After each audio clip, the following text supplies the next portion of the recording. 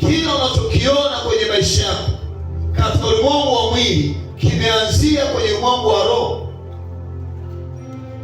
Kila unachokiona, vile ulivyo leo, matokeo ya hivyo ulivyo leo yalianzia kwenye ulimwengu wa roho. Chochote kizuri ama kibaya kimeanzia kwenye ulimwengu wa roho.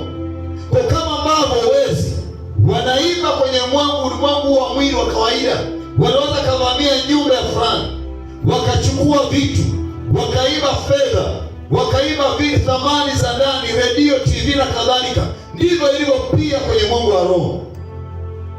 Kuna wizi wa kiroho. Sasa Isaya anasema, lakini watu hawa ni watu walioibiwa na kutekwa. Kumbe mtu anaweza akaibiwa kiroho, akaibiwa hatima yake, akaibiwa nyota yake, akaibiwa nyota ya biashara, akaibiwa nyota ya kazi.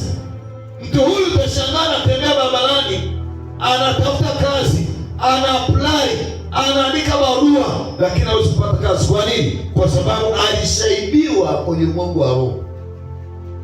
Biashara inaweza kaibiwa kwenye ulimwengu wa roho, ukashangaa inaanza poromoka, inaanza kufa. Kwa nini? Kwa sababu ilishaibiwa kwenye ulimwengu wa roho. Ile nyota ya biashara ambayo ilikuwa inasababisha unafanya biashara unafanikiwa, ikishaibiwa kwenye ulimwengu wa roho, tayari biashara inaanza kufilisika.